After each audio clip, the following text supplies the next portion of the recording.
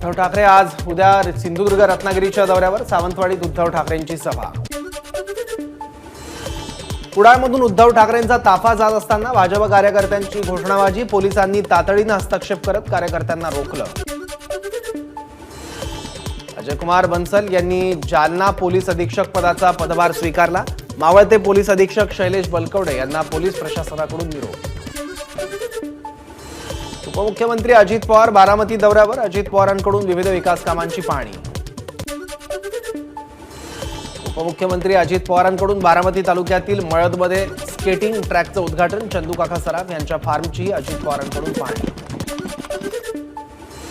उपमुख्यमंत्री अजित पवारांनी काँग्रेसचे माजी आमदार दिलीप माने यांची घेतली भेट। सोलापुरातील तिऱ्हे गावात दिलीप माने यांच्या फार्म हाऊसवर अजितदारांची हुरडा पार्टी।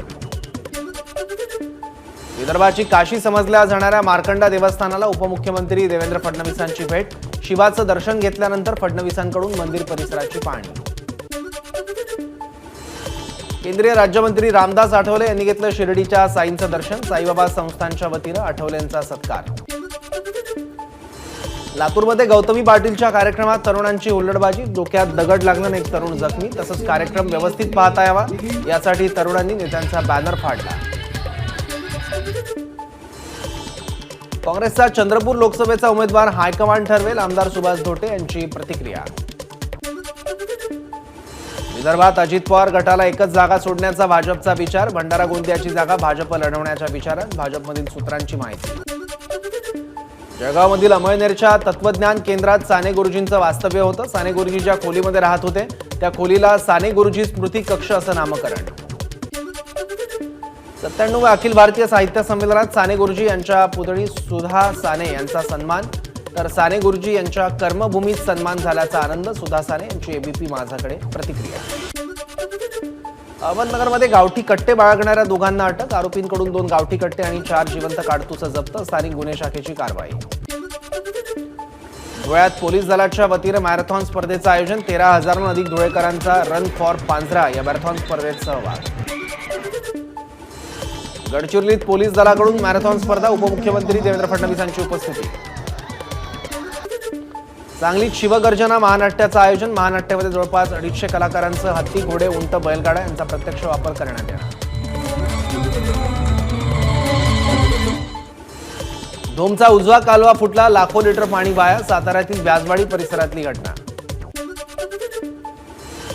6 वर्षाच्या ब्रेकनंतर पुन्हा एकदा अकलूज लावणी स्पर्धेस होणार सुरुवात। 8 ते 11 फेब्रुवारी दरम्यान स्पर्धा, स्वरूपा राणी मोहिते पाटलांकडून स्पर्धेचं आयोजन।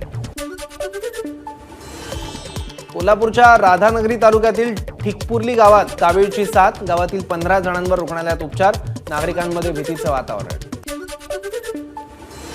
अकोल्याच्या जिजाऊनगर भागातील भाजप विरोधातील बॅनर, भाजपच्या बाळू देशमुख या कार्यकर्त्यांनी फाडलं।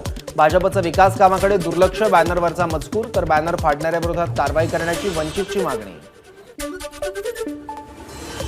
बुलढाणा शहराच्या मलकापूर रोड परिसरात बिबट्याचं दर्शन, भरवस्तीत बिबट्या दिसल्यानं नागरिकांमध्ये भीतीचं वातावरण।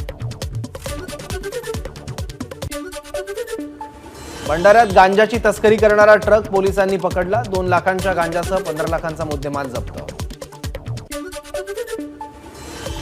रत्नागिरी शहराजवळील कुवारबावमध्ये एका दुकानाला भीषण आग, आगीवर नियंत्रण मिळवण्यात अग्निशमन दलाला यश, मात्र आगीत दुकानातील साहित्य जळून खाक।